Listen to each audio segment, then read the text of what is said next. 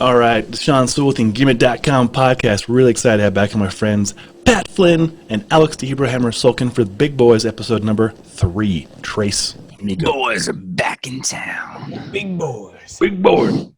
Ridden back on horseback or however you would ride into town. Yeah, into Nebraska on a horseback.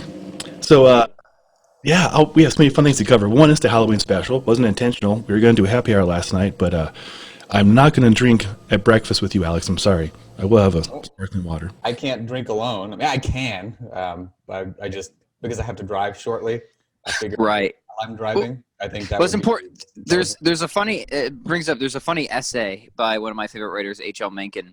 It's called How to Drink Like a Gentleman. So I'd recommend everyone brings that up. And I forget all of his rules. It's satirical, but the rules are they're tongue in cheek, but they're also like actual good advice. So he's at least 2 of his rules were never drink alone, right? So that's one of the rules. The second rule was never drink when you still have work to do. Those were, and he's got a bunch of these other, but those were 2 of them. Never drink alone and never drink when you still have work to do. That's good. I like it, but, I'm going to add to it. I have done quite a bit of good work drunk. I am impressed. Yeah, so it's funny because he's a writer, and oftentimes when you read a lot of other writers like Hemingway, they have these little quips of write drunk, edit sober, Exactly. stuff like that.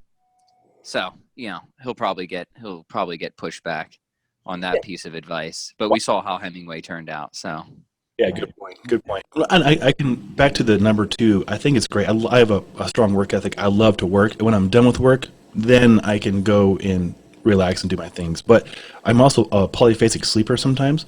So I'll wake up at like 1 or 2, and I'm up for an hour and a half, and then I'll make a pitch to Patagonia or Molecule or whomever, and it's surprisingly good work for being middle of the night. the other funny thing about drinking, and I should walk back the thing about Hemingway, because he is, of course, revered as one of the greatest writers of all time, despite his tragic end.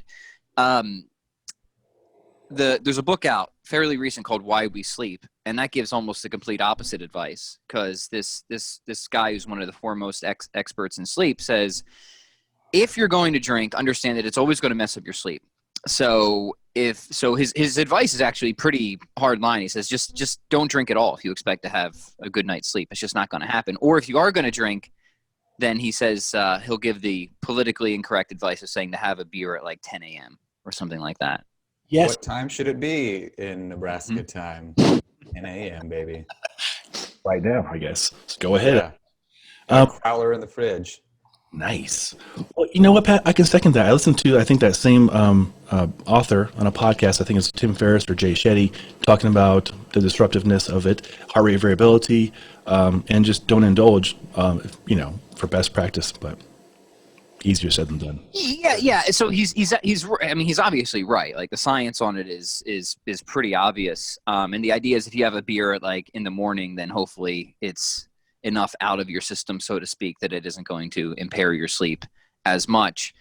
But you go out on a date, you go to a wedding, just you're an adult, you accept that, okay, I'm just not going to have the best night's sleep tonight. End of story, move on. So I think the better advice, and I'm not sure he would disagree with this, is just don't make a habit of it, right? Yeah, that's a good point. Mm-hmm. Well, speaking of date nights, last night was pretty pleasant. We haven't listened to like live music in like 7 or 8 months, it seems like, right? And so we get takeout food sometimes, usually on our Friday night to celebrate. And we went and picked it up, and we heard this great musician covering Radiohead into Bob Marley into Depeche Mode, all acoustic. It was awesome. We're like, I sat down and shared a drink, and it was really amazing. The little things, little things like that. absolutely. Well, thanks. Most of us have forgotten just how much we liked those little things until they were all rended asunder by this lockdown BS that's just swept the nation like an annoying craze that would otherwise go away, but this one doesn't seem to. Yeah, I know Aleks is especially triggered about this because he just got kicked out of the state of Hawaii. Yeah, I literally got kicked out of Hawaii. All right, there's a story here. So we can't open that up without hearing the full account. Correct. So a friend and colleague of mine, he was having his 50th birthday party. And this is a man who's, he's pretty well off monetarily. And so he decided he wanted to have a big birthday bash. And if something's worth doing, you got to do it yourself. So he decided to set this up in Hawaii, and he flew his friends to Hawaii. I mean, he paid for their tickets and their hotel rooms and everything like that. And again, he wasn't like breaking the bank by doing this. He was within his budget, but he has a decent budget. So he asked if I wanted to go, and I was like, yeah, I mean, why not? That sounds like fun. And so everything was set up. And for the first time, there's a very important lesson in here, which is don't break your routine. I mean, people talk trash about, like, if you were to look at my desk right now, you'd be like, oh, it looks pretty messy, but I know where everything is. I know how to find everything, right? And it's like, once you put things away, you're like, where did I put X, Y, and Z, right? Well, it was the same thing for this, because one of the things you had to do in order to get into the state of Hawaii is you had to take a COVID test. And so the rules, I think I misread them, or I read what somebody else put rather than reading it directly from the website. And so it was like a game of telephone, and it ended up being the wrong thing. I don't know if you've ever played telephone as a kid, where, you like whisper something into a kid's, right? And then by the time it gets to the end of the line, it's like completely different. So what happened was I was under the impression that you had to have your COVID test results into Hawaii's database 3 to 5 days before you arrived. So it would have been Friday, not of last week, but the week before, so 2 weeks ago, I went to Walgreens, did a drive-up thing, jammed something up my nose, gave it back to him, and COVID test came back and it was negative. And I was like, all right, I knew that I was too strong to get this COVID test. This is just confirmation I was looking for. And so I got the results, but the results came 2 days later. So it came on a Sunday. My flight left Wednesday. So that means that my test was done 5 days in advance, and the information was uploaded 3 days in advance of the flight. And so when I arrived there, I had the first flight to Denver. So for a brief shining moment, you and I were in the same state and in the same vicinity, believe it or not. Best hours ever. I know, yeah. Then after that, flew to Hawaii. So I got to Hawaii, and they're like, hey, make sure you got this ready, make sure you got that ready, have your QR code, whatever. And so I rocked up, and the lady behind this desk looking at people's COVID test thing, I was showing her the test. She was like, okay, when was this done? And I was like, I don't know. I think it should be on there. And so then she had the health supervisor come over and take a look. And he goes, yeah, we can't accept this. This was done too long ago. I'm like, what are you talking about? Back on the plane, sir. Yeah, I thought this was 3 to 5 days that it had to be. He's like, no, it has to be 72 hours or less. I'm like, you're gonna be kidding me.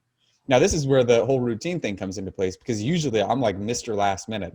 I do great work at the last minute, and I do a lot of it at the last minute. But this time, because this was a gift to me for somebody else's birthday, I didn't want to be wait until the last minute and then possibly oh yeah, it's not in enough time. And, and then I ruined it. So I went the opposite of what my instincts were. So yeah, you betrayed your procrastinator instincts, and congratulations, you played yourself. Yes, I totally played myself. So I was like, well, okay, well, I mean, can I just get a COVID test here? They're like, no, there are no post-arrival COVID tests. I'm like, what sense does that make? He even told me that 50% of the people who show up there have done it wrong. So they have to be sent back or quarantined for 14 days in their hotel room or house or wherever else they're staying. How? Meaning you literally cannot not leave the premises. If it's your house, you can't leave the premises. If it's a hotel room, you can't even go into the hallway. You have to stay in the room.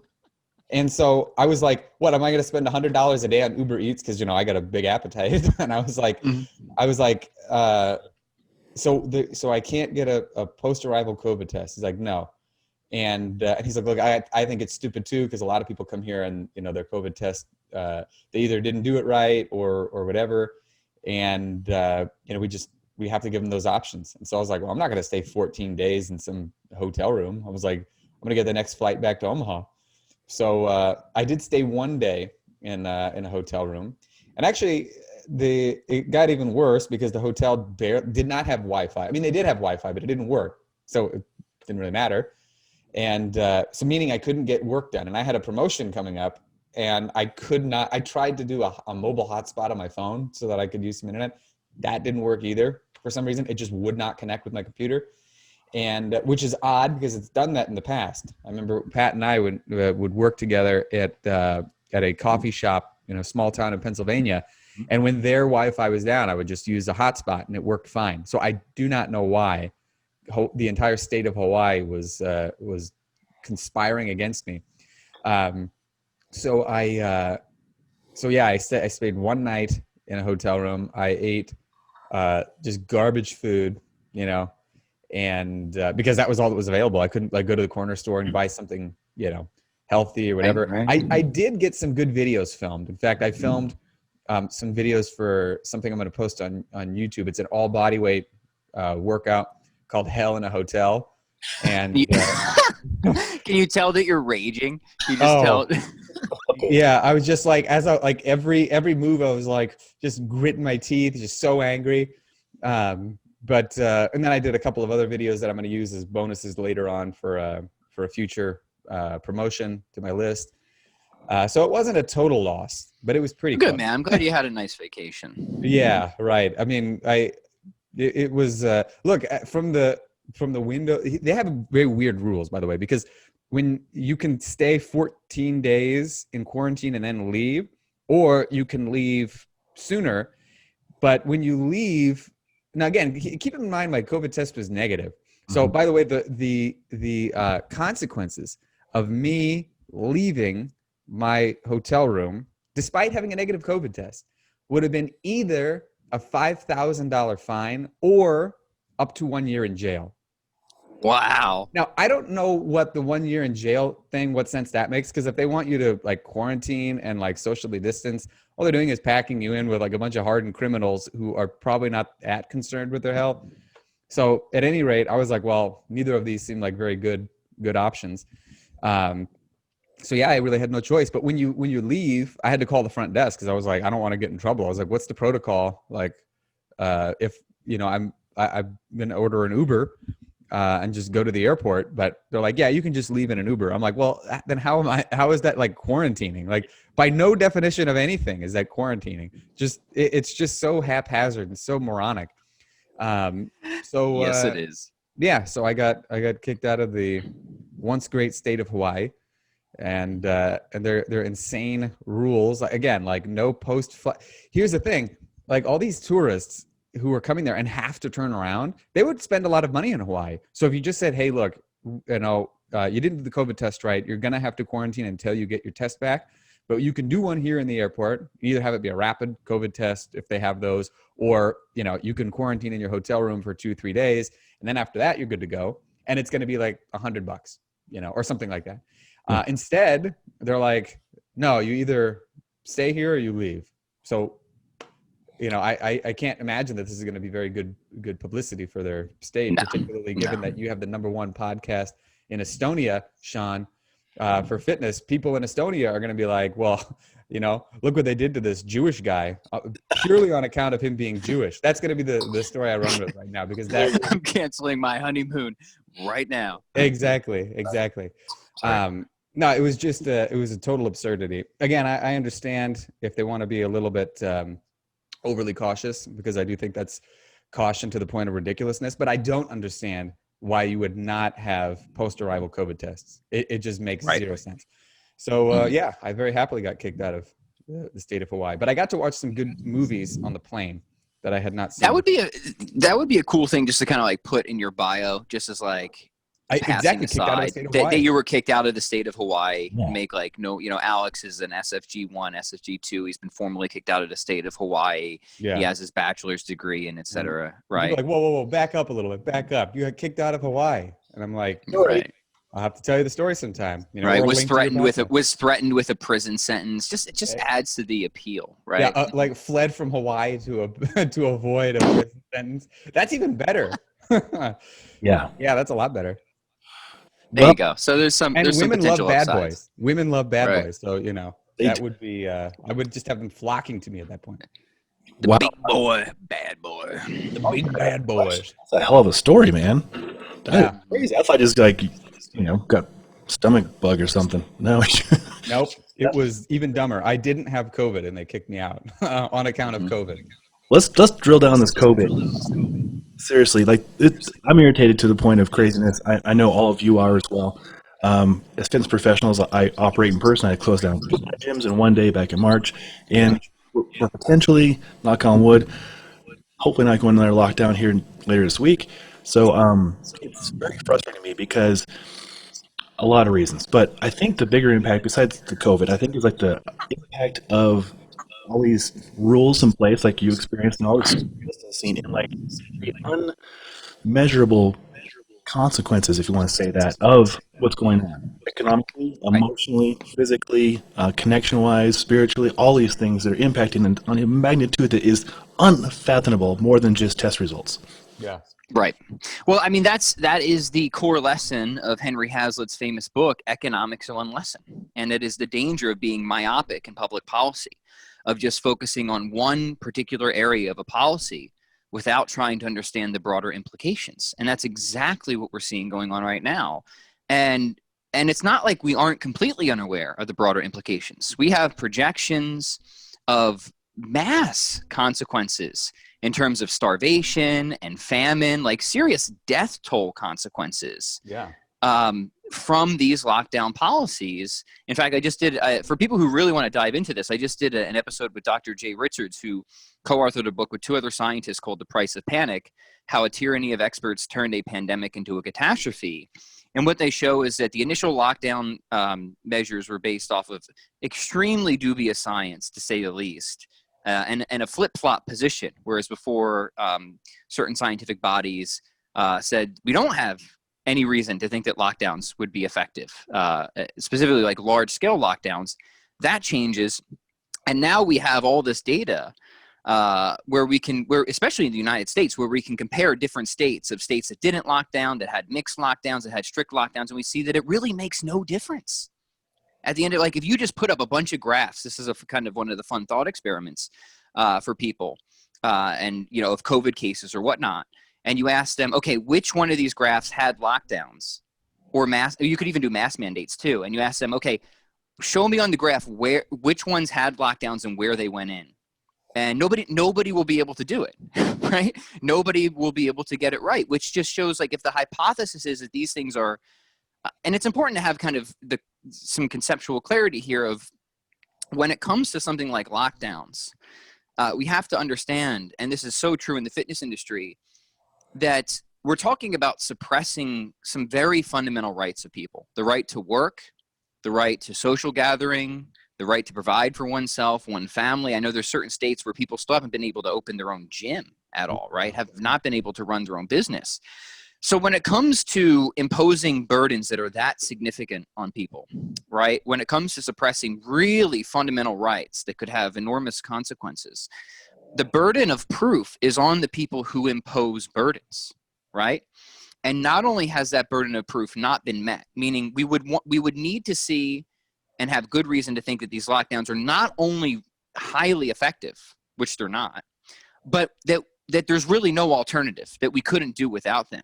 And that burden of proof is far, far, far, far from being met, right? And that doesn't mean that we don't want to have policies for people to quarantine if they're sick, or social distancing, or even the masks, right? The mask is not, I think, a hill that certainly I'm not willing to die on, even if I think that it's still a bit dubious. But it's very clear to me, and this conversation I just had with Dr. Richards, that the lockdowns are not only unjustified going forward at this point, but seriously immoral, and are contributing to catastrophic effects that far outweigh, both in terms of not just economic costs, but literal human death, than COVID itself. And that is, for whatever reason, just not being acknowledged or talked about. And it goes against many other expert recommendations, like the Great Barrington Declaration that I shared, of you have three top scientists in the world, infectious disease scientists, right, who are the most qualified. So if we're going to talk about follow the experts, these people are from Stanford and Oxford, and they're actual infectious disease experts, not just immunologists like Fauci, but like best in the world. and they're saying, don't do lockdowns, right? They're saying we need focused protection, but everybody else should just go back to life as normal, right? So it's you know, that also boggles the mind. So yeah, I just threw a lot out there, but that's where I'm at on all this stuff. No, I think you're right. And I, you know, I don't mean to interrupt, Sean, but I was going to say one thing that I would add to that is that the reaction from many people in the public has been sort of a blind acceptance. And I think that this is one of the things that is kind of fueling it. Like there are now people are getting restless, people are getting tired of all this stuff, but there's a strong enough contingent of people who are, you know, a part of the citizenry who are like, oh no, you know, we gotta keep the lockdowns, keep up the, you know, the masks, et cetera, et cetera. You know, when it comes to like what Pat said with the masks and that sort of a thing, you know, if everybody has to wear masks, but we're still allowed to go about our lives, our day-to-day lives, I don't think that's anywhere nearly as bad as shutting down the economy. And the people who are saying we have to listen to the experts, it's like, well, experts don't always agree. In fact, they rarely agree with each other. Like which experts, right? Because exactly. I just named not the experts who just started that, but that's the last I checked, that declaration was signed by some like 10,000 medical professionals, right? Absolutely. So what? It's such a meaningless platitude. Trust the experts, right? Exactly, Tell me which experts, and then give me their arguments. That's what I want to hear, right? And this is exactly it, because ultimately, what it does is, to me, it sounds like it just comes down to an appeal to authority. Like, well, we just have to listen to the experts. It's like, okay, but which experts are you talking about? Just like what Pat said, you know, there are experts who disagree. Now, are you talking about the experts that you see on TV all the time who are pushing for this stuff? Or are you talking about the experts who are saying, look, there's a better way to do this? Mm-hmm. So the people who are saying that, and the people who are saying believe the science, as though science is, you know, like a belief system, are the last people you should be believing. And the unwillingness on people's part to ask questions and really say, like, is this the best way to do things? And is there potentially a third way path, you know, that's not close everything down or open everything up, but maybe something a little bit more nuanced, like certain things may need to be closed, certain things may need to be open, and so on and so forth. And this is what it seems like, at least the people who are on board with the Barrington Declaration are talking about, is it's very important when you say trust the experts, that we have an understanding of relevant expertise, right? Experts are often highly specialized. And even though, let's back up, when it comes to appealing to authority, it's not, people sometimes get this fallacy wrong. It's not always fallacious to make an appeal to authority. It's generally a weaker argument. But when it becomes fallacious is if there is already disagreement, right? And you're just appealing to authority without providing independent argument or evidence, or if we think that there's some reason why the experts might be biased, for example. And we know that, unfortunately, this whole COVID situation has become so political, and there's so many social pressures, that there is reason to think there might be bias at play. So that's why, you know, it, as you said, Alex, appeals to authority aren't enough. Furthermore, is somebody can be a relevant expert and might be right on one area, but why should we think that just because they're right on one area that they're going to be able to tell us what the best public policy is overall, right? So yes, like within the you know, the committee of people that we want to advise and have the expert opinion of when it comes to public policy, we should include them. But there's no reason that we should have an immunologist set the public policy in general, right? Because there's other things and other areas that need to be considered that an immunologist may not have any idea about, or any idea how to calculate. This is the idea of not being myopic in public policy, right? We want to talk to other economists. We want to talk to psychologists. We want to talk to, you know, international trade experts, for example, so we can try and get a broader picture of, okay, if we follow the policy measures of this expert, what are some other consequences that might come that this expert might be able to help us predict? Or so that's the other thing. It's this myopic, single-sided, really short-sighted perspective people are taking on this. And then the worst part is this. The worst part is this: is if it is the case that lockdowns have had little to no effect, meaning that putting lockdowns in really wouldn't have done much of anything in terms of the overall deaths, which which the data is seeming to point on, then it really just means that all the other deaths we're causing about from the lockdown policies are are completely our fault, right? And that's a scary thing. That's a scary thing, because it's not like we might have saved 500,000 deaths, but then we killed another 500,000 people with these policies, so it about evened out. It's no, we would have lost all these people even without the lockdowns, and we just racked up another 300,000, 500,000 million people on top of that. And if that's the case, then we're doing something seriously terrible. And that does seem to be where it is tending with this lockdowns, that they just not only have they not been anywhere near as effective as we were sold on initially, but they've done little to nothing in terms of actual quote unquote saving lives. Yeah, and if I could add something to that, I had an interaction with we'll say a relative of mine on this topic a few months ago, because I pointed out that there were a lot of people in Africa and in other parts of the world who have very weak economies, but they rely on some international trade to some degree in order to spur their own livelihoods. And with tens of thousands of people were dying as a direct result of the lockdowns and the economic ramifications that came as a result. And so, for example, some of them, it was like, childhood diseases, like their kids might get some sort of a disease and they don't have a ton of hospitals in the area, so they have to pay for some sort of transportation to get their kid to a hospital. I think this was a case in like Afghanistan, for example. That might be 26 miles to the nearest hospital. But if you don't have any money to even get your kid there, and it's directly as a result of you not being able to, sell your wares and that sort of a thing as a result of these lockdowns.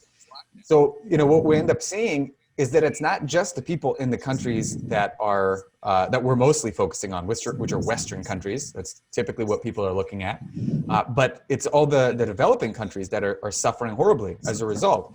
And so, like Pat said, if the lockdowns were ineffective, we are responsible not just for the economic destruction in the Western countries, but also the economic destruction in these developing countries that rely on trade in whatever measure with Western countries.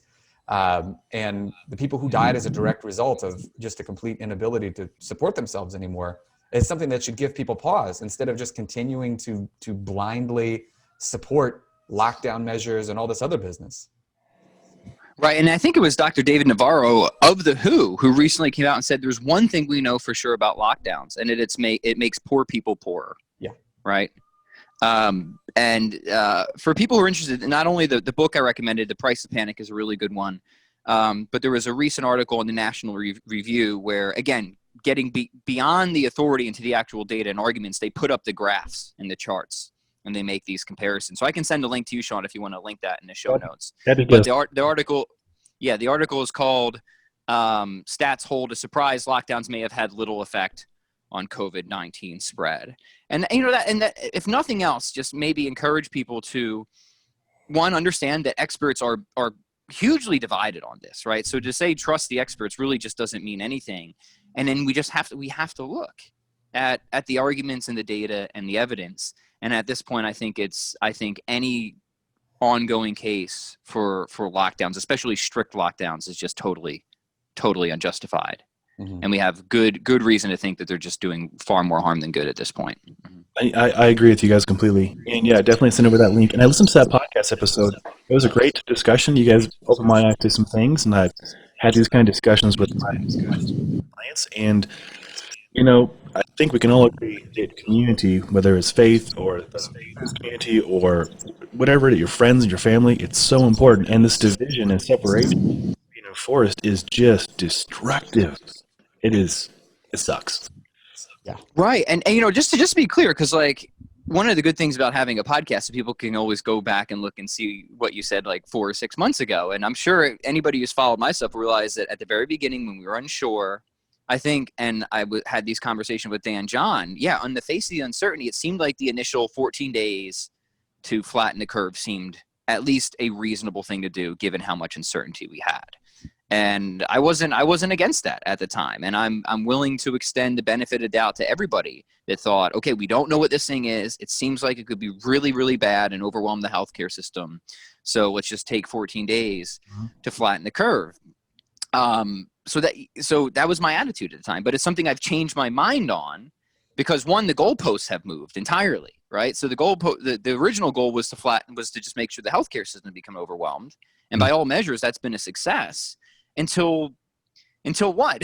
until we find a cure to like it never became clear of why exactly we're continuing this. And what we were originally sold on is no longer the thing that is now being invoked to keep these measures in place, which has had me scratching my head. So it's just to be clear, it's something that I've changed my mind on as we've continued to learn more and as more evidence and data has come out. And I would just hope that other people would be open to that as well, because at this point, I'm convinced that it's a bad idea to keep these policies on. Yeah, Mm-hmm. definitely agreed. And I know a lot of people I work with are nurses and work in the medical community. My mother-in-law works in hospice, and she's, you know, anyways, there's a lot of people in the community who are not for these policies. Um, Safety, of course, but yeah, not the what's going on with the lockdowns. It's a bit. Yeah. Um, all right, so how? What are you doing for your people to help them with the heightened anxiety and emotional, you know, trouble right now? I tell them to bottle it up until it one day just explodes in a rage. Yeah, if you feel emotions coming up, just push them, Pack push them down. You know? And so you just become Harder. short with your wife and kids, and you're yelling at them all the time. That's typically what does the trick. Actually, interesting enough, I haven't had too many people really mention it, actually. And I think it might just be sort of the way that my business is set up, is that it's more, it's more focused on in-home training in any case. And people expect that coming in. And so I think the people who are coming in and they want to buy, a given program or a challenge or something like that, they're expecting that they can do it at home. And so they already kind of have a solution set out for, at least for their fitness. And, I don't really know. I think people's professions vary pretty widely, but I get the sense that most of them have a profession that they, that is either something that they can do at home, or B, quote unquote, essential, as the government has periodically dictated what is essential and what is not. So it doesn't seem to be as big of an issue. I think, and then the other thing is, I think that, people are also possibly bottling it up around me. So, Right. Yeah. So, here's another kind of interesting thing about all the lockdown stuff is, I'm kind of in a fortunate position that so much of my business is online, and people come to me for this similar reasons that they come to Aleks, because a lot of them, want to kind of train with kettlebells at home. So, personally, and thankfully, I have not been hurt very much by these situations. If anything, they almost kind of behoove my business in a sense. But it's because of all my other friends and all the other people that I see that are suffering from it. Because I have a lot of friends that own gyms, right? And that I know a number of people that had to shut down their gyms permanently. Like, the dream is dead. That I really feel for those difficulties. But even with people I'm working with, clients, I just opened up a new private coaching thing, a women's only one, and I've been getting on the phone. And the common theme is kind of what you've hinted at, Sean. This has been a disastrous year in terms of stress that has manifested in all sorts of difficulties in fitness with eating and nutrition and stuff like that. And another common theme is isolation, increased anxiety, depression. I was talking to one woman, of course I won't mention her name, but it's the lockdown policies, and her husband's in the military. So she's just like super alone. Right. And she's not the only one like that. I've talked to a couple women who are similar situations. Husband is not around for whatever reason, for work, or is in the military, and there's no other like community aspect. So of course we're seeing this, right? Like, suicides are going up, depression, anxiety rates are going up. So it's a real serious thing. It's one of those other things that we have to keep in mind. So yeah, what can you do? I encourage people, as far as practical, to just, if you can, get involved in some type of in-person community. in a reasonable and safe way, absolutely do it. So I'm in Wisconsin. We have some restrictions, but not too many. So fortunately, I'm still able to get out and meet with the boys and stuff like that. I have a men's group on Wednesdays and Fridays, so I do that. I encourage people to do that if you can get to a gym or in-person community. If you can't do that, I don't think it's a perfect substitute, but have the online communities. I know Alex has his, you have yours, Sean, I have mine. I know those help people because I get the messages and emails saying, thank heavens that I have this community, because all the rest of social media is so horrendously negative right now. It's good to have just like a small little pocket of sanity where people are oriented towards a common goal. They're lifting each other up. So yeah, aside from all the usual stuff of just trying to keep them on the path of exercising well and eating well, trying to get them to find community in a time where community is very difficult to find has been a big emphasis of mine. Mm-hmm. Very good. Yeah. I think we talked about this like on our first or second episode, Pat. You and I definitely enjoy alone time and get a lot of work done and really embrace it. But I think by about midsummer, it really hit me like, I really need more people, community. And if I'm feeling that finally, everybody else I'm sure has felt it for a longer time. So I really had a lot more empathy towards the situation. Yeah, definitely community. Well, my wife, who's like the huge introvert, like I knew it was an issue when she was starting to have issues. Right. Yeah. That's a good example. Like I'm like, oh wow, you want to go hang out with people? Okay. I'll go to the store 3 times a day. I don't care. I'll say hey to all the clerks and everything. Yeah. Yeah, I was Right. I was just kind of thinking about this the other day for myself. I've had in the past times where I was more isolated than others. Like when I lived in Israel, and particularly after I'd moved to Jerusalem and started working as a trainer, I was training people privately, like in their homes. And so there was a lot of time, I just spent on buses and, and that sort of a thing, getting from one place to the next. And I didn't make much money. So it was like when Thursday night was kind of the big night to go out in Jerusalem, because, Friday night begins the Sabbath and into Saturday. So Thursday night people would go out and hang out. But I had like so little money, and I always had to be up at like at least 6 a.m. so that I could be on the road by 6:45. That I really couldn't go out. And so it was like my roommates would be like, all right, well, we'll see you later. And they come back at like 3, and then they're getting ready for work at like, 7 or something like that. And I'm already gone. And then there was a time in which I actually did get to go to like a physical gathering. And I felt like my social skills had legitimately like dropped. Like it just felt like awkward to be around people, but it was not awkward in that I didn't want to be around them. It was just that like, I was missing steps, in interacting with people. And the gym that I work out at now, one of the big reasons I go there is because there are others that I could probably go to that with the same equipment or even better equipment that would be maybe even closer. But it's like I have people that I know there and I can actually talk to them. And so a lot of the time, I get my workout done, but like I really drag it out because I like being around people for enough time that I can get some semblance of social interaction again, because it's just so impossible to Nebraska is not terribly locked down, but nevertheless it's still like there's just not as many things to do, and Nebraska is kind of boring anyway, so it's like when you add the restrictions on top of it, it's like you're really killing us here. Yeah. Well, I'm glad you guys don't have the restrictions that we have. This is going to sound kind of crazy. No more than 10 people, and two groups of families together. Like we had a niece's 4th birthday party, and we broke those rules. I'll go on record. We had 15 people outside the backyard. Well, like, don't let your local neighborhood commissar hear that, because you're going to get disappeared in the middle of the night. Well, hopefully you guys see this, and I'll post up quickly. So yeah, but there's nothing I can do if they decide to throw you in the gulag and they make you work in the work camps, as is their utopian vision. Yes, it's so crazy. So I'm definitely feeling it too. But like you, when I go to the gym, I stick around as much as possible time before and after my training sessions or my sessions, just to say hello to people in the community and just catch up. Yeah. It's very important. Absolutely.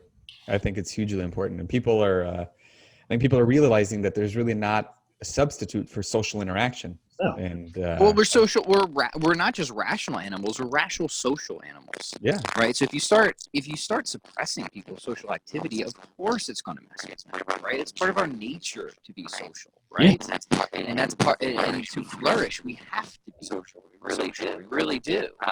So it's not surprising that if you start to really compress that and isolate, you start to see some bad results. That's exactly what you do see.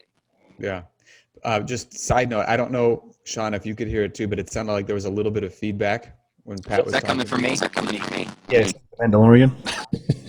Like a robot. The Pat DeLorean. Mandalorian.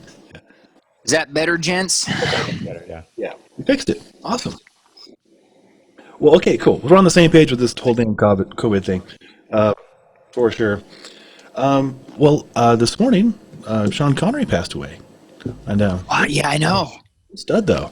Man, I'm so bummed out about that. You know, I rarely really get bummed when a celebrity dies because it's like I just don't have any real connection with them. But I grew up watching Sean Connery's movies, like James Bond.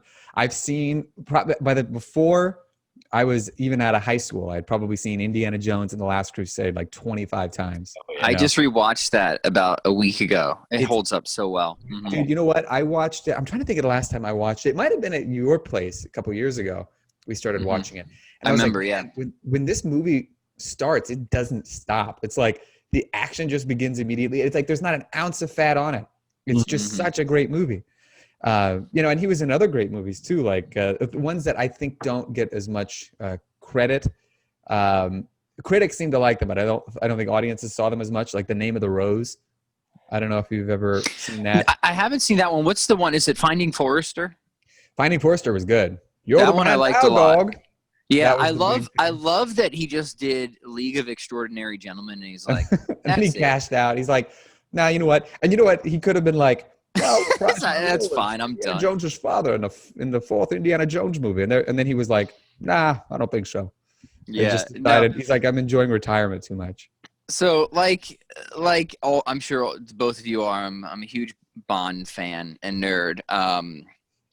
What's my favorite one? I'm From Russia with Love, probably. Oh is. Yeah, that's probably. You want to know that was one of John F. Kennedy's favorite books. Was it really? One of the reasons, yeah.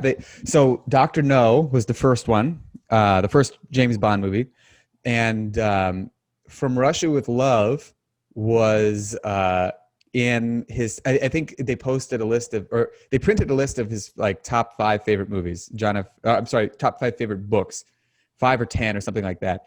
And From Russia with Love was on there, and so for that reason, they decided that the next Bond movie was going to be From Russia with Love, as like kind of an homage to the president. Yeah, that's incredible. Yeah, yeah. So what a shame, Eddie Van Halen gone, Sean Connery gone.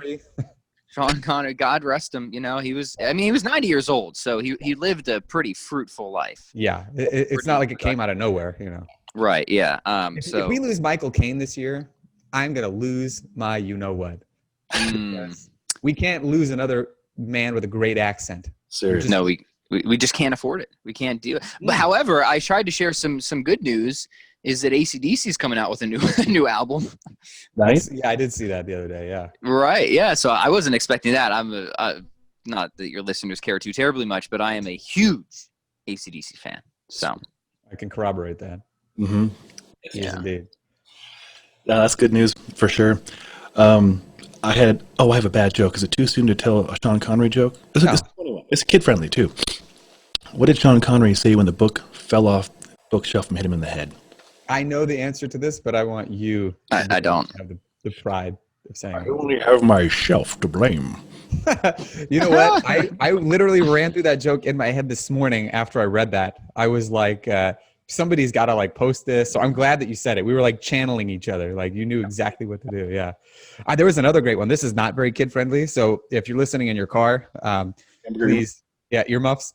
It was a meme.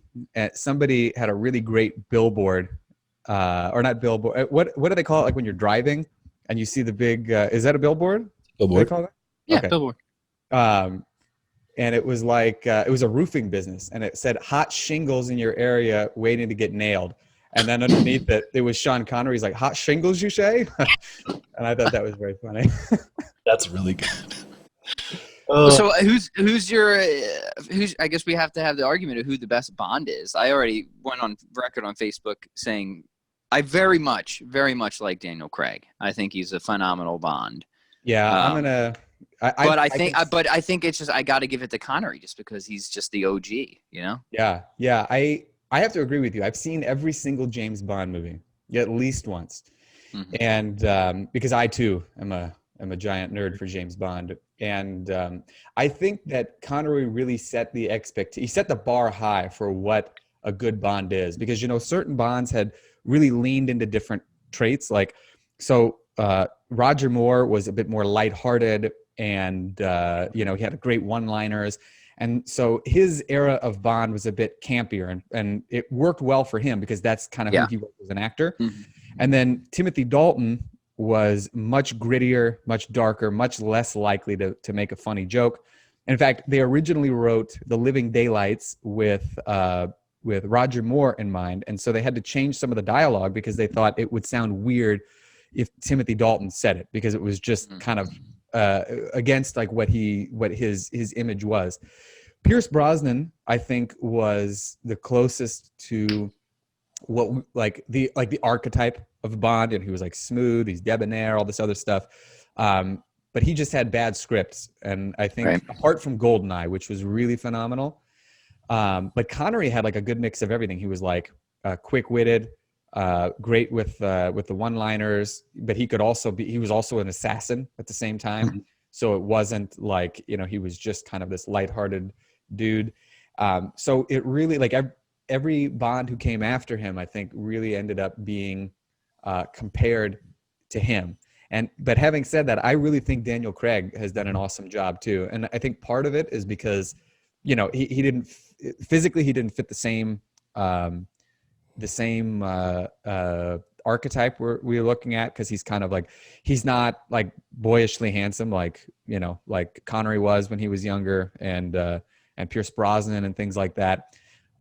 He's blonde, I think he's a bit shorter too. He's not this big tall hulking dude, but he's played like a really deep James Bond, because it's like we got to see him, basically it's a reboot of the series, with Bond when he's getting started and moving from there. So yeah, I really think he's done a great job. Like I also think that the fact that at least the first several movies did not have that much by way of gadgets made it so that he seemed more like a Jason Bourne kind of character, and so it fit better with our times, as opposed to like Roger Moore. It was all these like crazy gadgets, and there's nothing wrong with that, because I love the Roger Moore Bond movies. Yeah, I know. I love the trash ones too. Like I love Moonraker. Oh, Moonraker's it's amazing. It's a trash movie, but it's one of my favorites. Yeah, it's just glorious. Mm-hmm. Yeah, I think I would also have to go with Daniel Craig. Yeah, I think Daniel Craig or Pierce Brosnan. I think because when I started watching him, it's Pierce Brosnan. So. Yeah, Goldeneye will always be one of my favorites. You pair that with the N64 video game, and you just got pure nostalgia. It's hard to be pure nostalgia. We actually have that in our closet. We have the N64 and Goldeneye, and my wife is a professional assassin. She is. Oh wow! Yeah. You ever make it over here? Right. Yeah. Well, I'll not to cross her. Yeah. Anyway, shape or form, don't cross her. Well, this is fun, guys. This is great. What are you guys working on next? What's on the agenda? Well, right now I am in the middle of promoting something I wanted to do for a long time, because as you may have noticed, if your listeners are hearing me for the first time, you may have noticed that I like to do little plays on words whenever I can, even if they're perhaps a little too soon, like Sean Connery, for example. I can see Pat wince a little bit in the background there.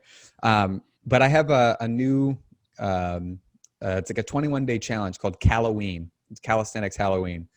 And it's a hybrid of the original strength resets and traditional calisthenics movements, meaning you don't do one right after the other. They're mixed in together. And so you take them, it's kind of like Frankensteining them together, but instead of becoming a horrifying monster that terrorizes a village, it gets you really strong and moving very well. And so that I've been promoting for about a week, and I've got maybe a few more days left in that. So there's that.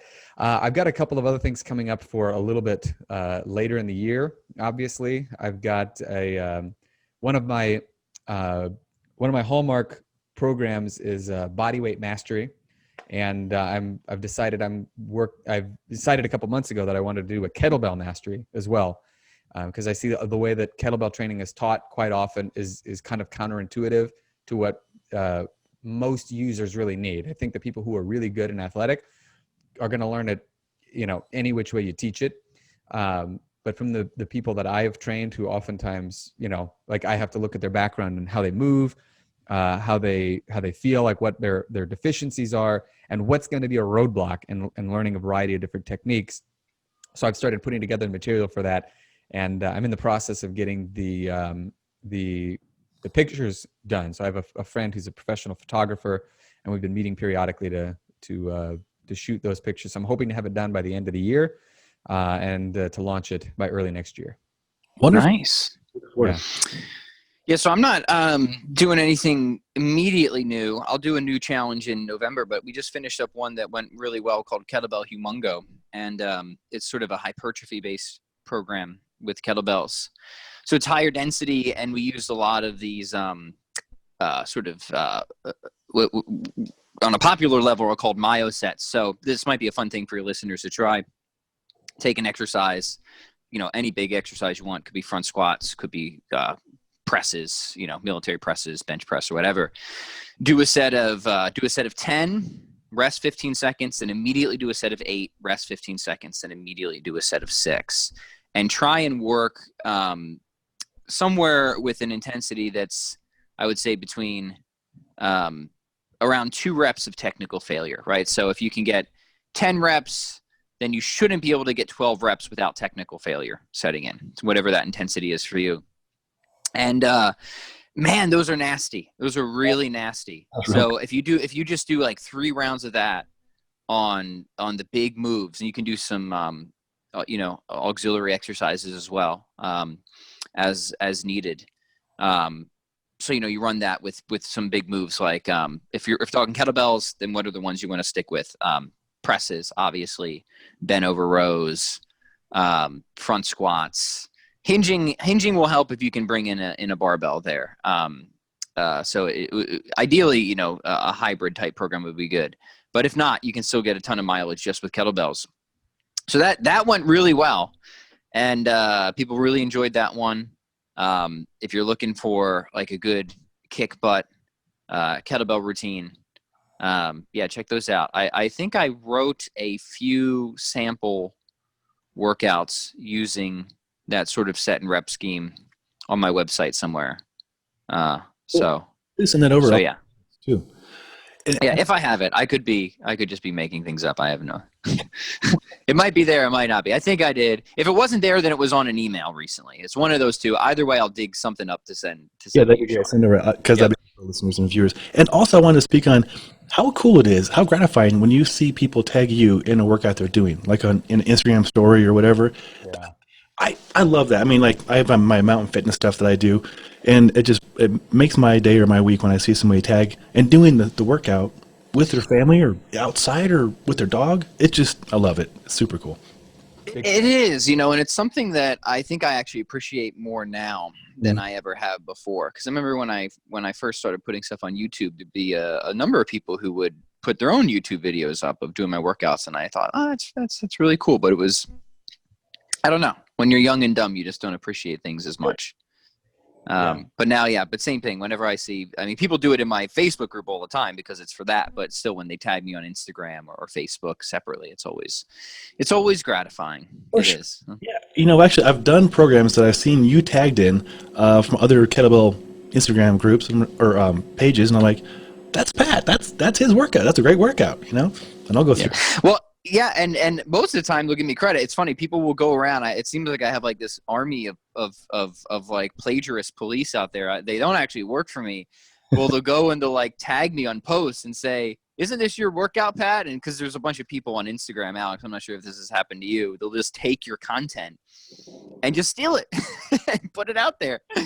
Somebody sent me an ad that was being run by some kettlebell company in the UK where they stole my stuff, just took my name off of it, and were advertising it for their own business. So, that's, which I guess is still flattering in a way. but it's much more gratifying when they'll actually at least tag you. And I'm not like, I don't really care. Like if somebody steals my stuff at this point, honestly, I don't even do anything about it.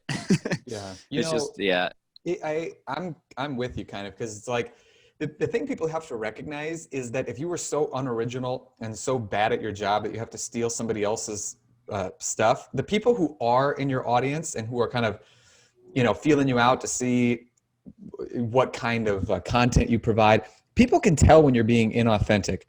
And eventually it will come back to bite you. Like it's just such a terrible short-term strategy. This is why I don't like this idea behind like swipe and deploy for, building your own business or building your own, training practice, because if it doesn't reflect something authentic about what you can offer, it's not going to last anyway. So in a way, it's like the question is whether or not you amp up the dose of the poison that they're swallowing by threatening to sue them or sending them a cease and desist letter, or you just let them, keep eating this poison on their own until it eventually takes effect. Because it's very unlikely that they're ever going to get past an absolute like remedial level of success by doing stuff like that. Right. Yeah. It's sort of one hopes, and I think it is, Alex, ultimately self-correcting. Ultimately. Yeah. Right. Now, most of the stuff people steal from me is my free stuff. If people were like directly like taking my book and putting their name on the cover, I'd probably have more of it. I haven't seen that yet. maybe that's going on. I haven't seen it yet. But yeah, no, your point is a good one, right? And people should reflect on that, right? If like your whole business model is based upon ripping other people off, I mean, yeah, that's super uncool, but that's not good for you, dude. Like you're never gonna make it at that point, because for two reasons. One, people are gonna eventually see through that and realize that you really don't have anything valuable to offer. You're just a phony. And two, eventually somebody's gonna have far less patience than Pat Flynn does. And they're gonna be coming for you, right?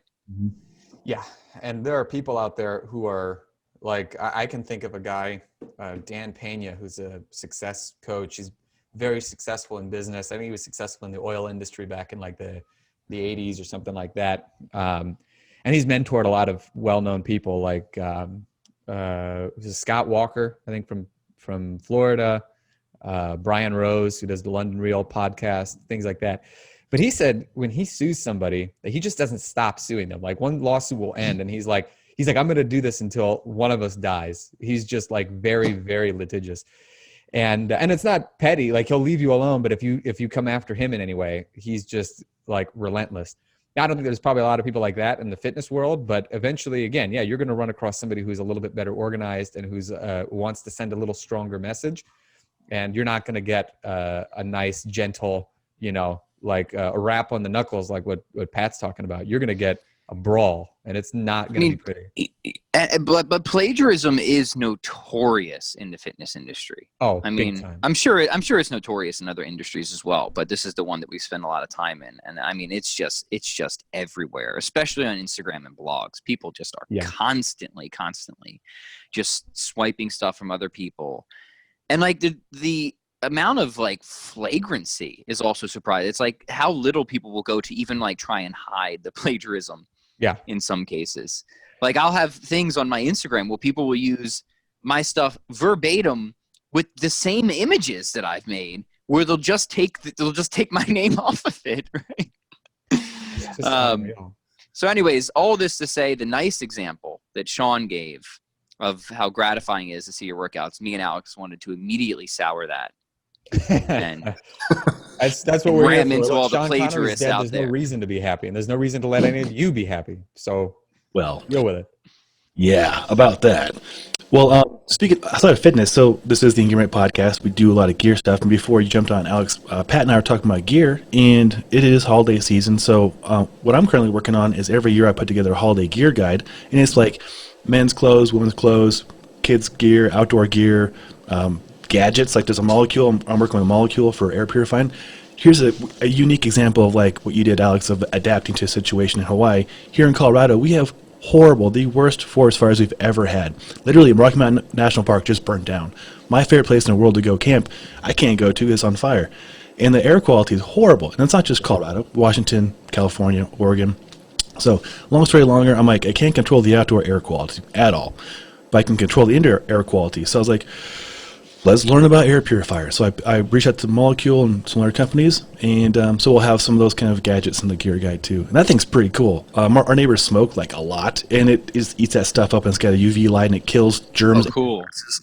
Yeah, so I'm going to take it to the gym when I do see my people. I'm like, here's our air purifier for our little zone here, so you can exercise as cleanly as possible and safely as possible. That's great. Yeah. That's really great. And also on a comical note, kind of, also very comfortable, these slippers came in to test out. They're like Zelda would wear these or something. That's Dang. a slipper? It's a slipper. It's a sneaker slipper recovery shoe. A snipper. Oh, Yeah, I is want there those anything that too. you can't do? So I was joking. I was like, if you guys want anything to review, you guys are really good at writing, so let me know what you want. Yeah, I will- that and the air purifier. I want it all. Heck yeah, man. Sold, dude. Just take my money right now. You don't need any money. Like I love, like I mentioned, my polyphasic sleeping cycle and my pitches. I will be like, gosh, what would make life better for this writer or for Alex or for Pat or for myself? And then I'll write an email to them. Or from that, they'll pitch us. And, hey, you should write a review on this. And I'm like, I don't care about that, but this woman over here might care about it, so we send it to her. And yeah, Sure. it's fun That's stuff. And, it saves you money on buying stuff. And it's just fun to have from an authentic standpoint. Like, I don't have kids like Pat does, so I can't write about kid stuff. But we have like 4 or 5 parent groups on our writing team. So it's nice to see different points of view. Certainly. yeah. I mean, sign me up. My kids will be happy to review anything, I'm sure. Sweet. We'll find some stuff and we'll get it sent your way. And then on a fitness note, this time next Saturday, I will be working with Pavel directly. Can you believe that? Great. That's right. Yeah, he's going to be coming to Denver, and he's going to be helping people crush weakness, as I recall. The chief is coming to Denver. All right. Right. To our gym nonetheless too. I'm super excited. Very cool. Yeah. Send So him my regards. Is that the strong endurance? Which one is this again? yes, it is a strong endurance. So where is it? I have the original manual right here from the very first episode or first seminar. And I was working with Amanda. You guys know Amanda, right, Alex? Amanda Kennedy, right? Yeah, of course. Yep. And I saw some of the slides for the new stuff, and it's evolved in a nice way. Cool. Kickboxing and some punching and some body weight stuff. It's cool. So I'll keep you guys posted on that. And I'm get to work with. Yeah, let us know how that goes. That's super cool. Alex and I were thinking about doing a little article here soon. I don't know if we can divulge too many details. Then again, we haven't started it yet, so I don't know if there's anything to divulge. But Well, I have some ideas I'll send to you. I was on a walk, and I was stricken by a stroke of genius, as I so often am. So effortlessly, I will also add exactly. Yeah, and yeah, I'm looking forward to that because it's been a long time since we've written anything together into for a kettlebell organization. So it'll be good to dust off the old cobwebs. absolutely, especially for the kettlebell organization. The one and only. Absolutely. We'll Strong first. Yeah, baby. first. We've got an idea we're going to pitch to them for an article. It'll be a joint article between the Hebrew Hammer and Pat. No need for a nickname, Flynn. That is fantastic, guys. I'm super excited for you. Yeah. Well, we'll Pat and I have a basic idea already laid out. I'm going to send some of my particular ideas for how to put it into an article, and we're going to go from there. And I think that if it gets published, I want it to say the author attribution needs to say the big boys. the big boys, I love Flynn and Aleks Salkin. Yeah, that's so good, guys. Well, to your guys' credit, most everything you guys have put out that I've read, I've applied and it's made my own fitness and health better as well as my students. So I look forward to whatever it is you guys create. Thank you, and I'm glad you qualified by saying not everything. Yeah, I don't agree. I can't. But most of it's really, really good. Yeah, every once in a while is a real turd, but it's mostly good. Yeah, well, we're very happy to hear that because I think Pat and I are on a very similar wavelength, which is why it seems so shocking we haven't actually written anything together in such a long time. And we're glad that the wavelength really touches a lot of people who are looking to improve their strength, their health, their fitness, and hopefully their thinking too. It's very important. Very important. The mental strength. Absolutely. Well, guys, this is fantastic. I know you have family stuff to do, and you've got something to do. Thank you for making this happen. A Halloween special, and and that carrot too. I look forward to that article. Oh yes, I Yes, will. yeah. Well, if and when, well, you know what, even if it doesn't get published or doesn't go anywhere, maybe it'll just make for some good conversation material for another podcast. Absolutely. I'm in for that. Well, I'm going to make a Halloween ham. 2020 is all about weird traditions, and we're making a new tradition today, Halloween ham. Love it. Enjoy that. Will do. Well, guys, thank you for your time. And of course, listeners and viewers at home, this was Pat Flynn, strength fantastic gentleman, family man. I'll have links to his articles and stuff below. And Aleks, the Hebrew hammer, Hawaiian busting Salkin. And as always, I'm your host, John Sewell. Until next time, take care. Thanks a ton. See ya.